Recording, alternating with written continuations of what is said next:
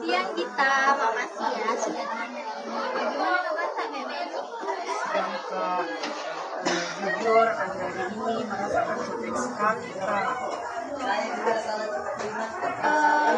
ekspresi tadi kalian sih kayaknya memang seperti ada beban yang kita bawa. Tapi terima kasih karena dengan kehadiran tadi sini dengan Dita yang mau menceritakan kesalahannya. Iya Kak, sebelumnya Kak, saya juga bingung Kak cerita kemana. Saya juga Kak cerita ke siapa Kak. Tidak apa-apa Ji, karena di sini kan Dita punya ruang cerita, bisa bebas mengekspresikan apapun yang mau Dita sampaikan, apalagi kan semua yang akan Dita sampaikan insya Allah akan dijaga kerahasiaannya. Dan juga di sini saya hadir di sini bukan untuk menghadiri Dita, tetapi sebagai teman untuk mendengarkan keluhan dari Dita. Nah, tetapi untuk menemani kita untuk menemukan jalan keluar dari permasalahan kita yang paling sesuai, kita nyaman Ji untuk melakukan hal ini dengan kondisi yang seperti ini. Iya Kak, nyaman ya Kak. Oke, nah mungkin mau Kak dulu dengar Ci, kira-kira kan capek sekali kan akhir-akhir ini. Apa kira-kira hal yang ganggu Ki sehingga buat dia capek? Sebenarnya Kak merasa Kak dalam sekali kuliah Kak, apalagi skripsi Kak, merasa Kak berat sekali dengan skripsi Kak akhir-akhir ini. Oh jadi kayak skripsi tak ini jadi beban tersendiri untuk kita dan sangat berat. Iya Kak, bahkan kalau lihat Kak laptop kayak stres duluan Kak, padahal belum itu buat skripsiku Kak. Seperti itu. Nah jadi kayak kalau seolah-olah Ki melihat tugas atau skripsi dalam pikirannya kita ini langsung Ki merasa tertekan. Iya Kak, benar sekali Kak. Tapi tidak apa, oke. Saya mulai menemukan gambaran dari permasalahan kita. Terima kasih ya karena kamu sudah terbuka dengan permasalahan kamu. Karena untuk hal-hal seperti itu mungkin kayak tidak mudah Ki untuk kasih tahu Ki orang, apalagi kan ini memang di fase yang betul-betul mengerjakan skripsi itu. Nah, kalau boleh Dita ceritakan lebih lanjut sejak kapan Ki merasakan Ki lelah yang over kayak gitu? Merasa Kakak yang merasakan hari ini kayak pas awal masuk ke semester akhir, kayak merasa Kak kayak berat sekali Kak, dan merasa Kak stuck Kak dengan kondisiku saat ini. Oke, apa yang buat perasaan itu kayak berat sekali? Saya sering Kak lihat teman-temanku yang sudah sidang Kak, dan kayak merasa Kak kapan Ki saya. Nah, kalau kita lihat Ki teman-teman Kak yang selesai duluan ya, apa biasanya yang muncul di kepalanya kita yang muncul di pikirannya kita? Merasa Kak tertinggal sekali Kak, dan merasa Kak selalu Kak gagal dalam hal apapun. Apakah dengan seperti itu kamu merasa gagal?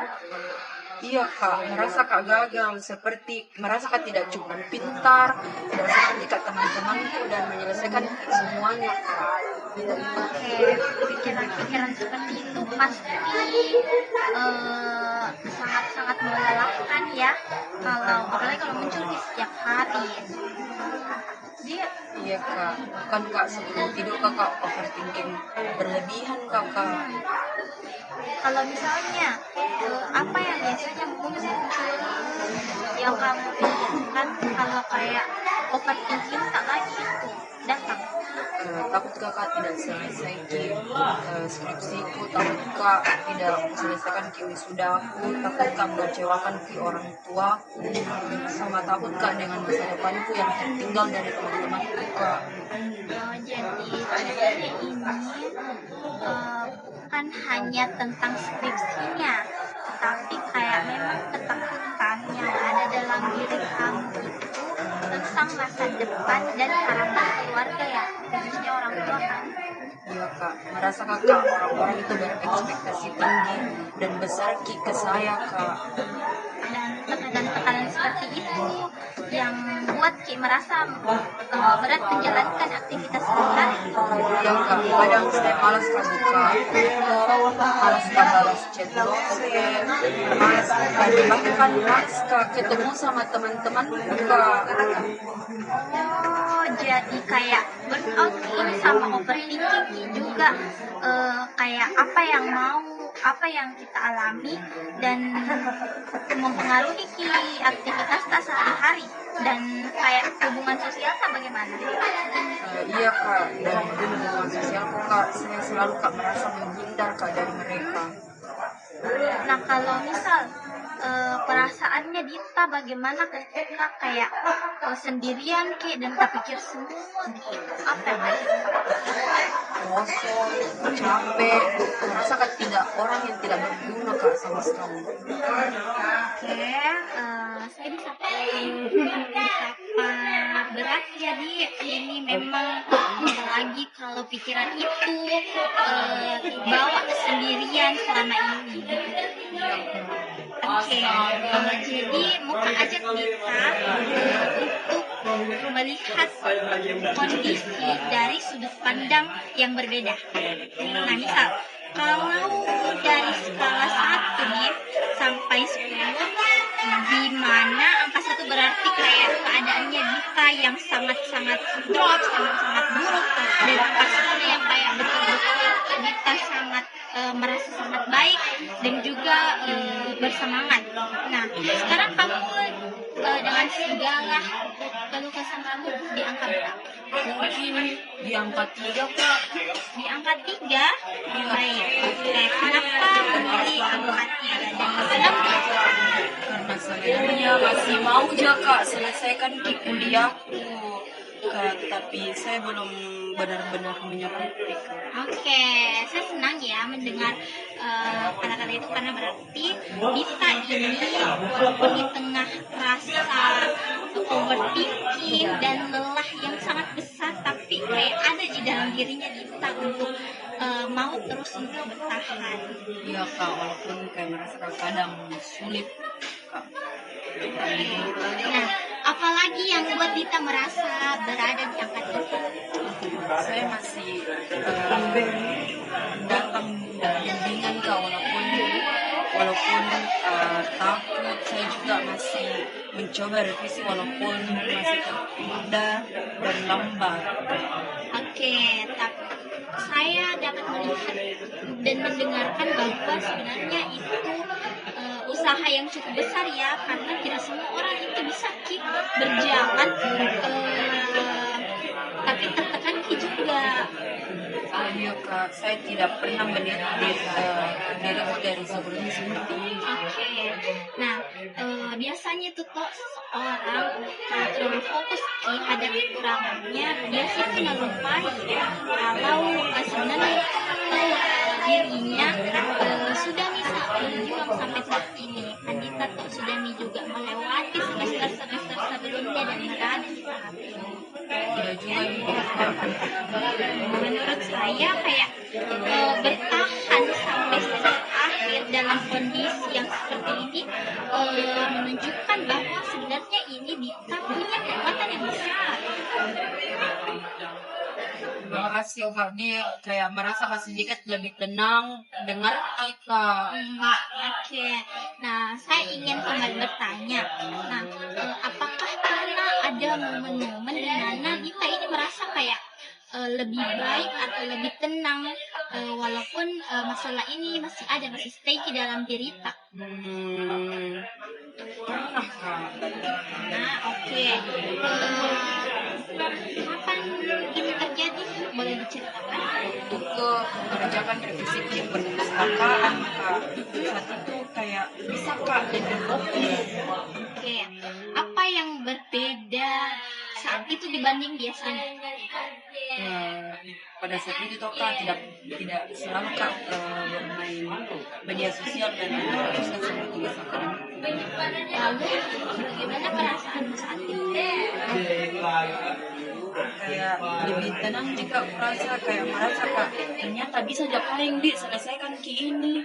Oke, jadi sebenarnya di kondisi-kondisi tertentu ini yang membantu dirinya kita untuk bisa lebih fokus dan percaya pada kemampuan kita.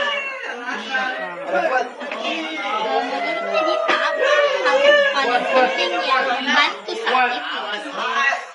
Saya tidak bisa kak terlalu membandingkan diriku dengan orang lain kak.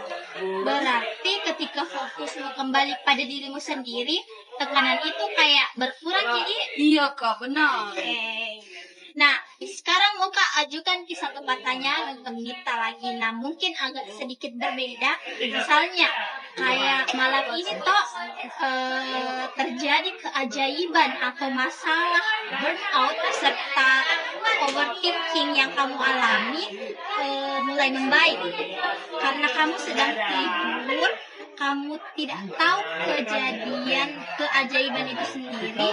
Besok pagi ketika kamu bangun, apa hal yang pertama yang buat Dita sadar bahwa keadaannya sudah berubah menjadi lebih baik?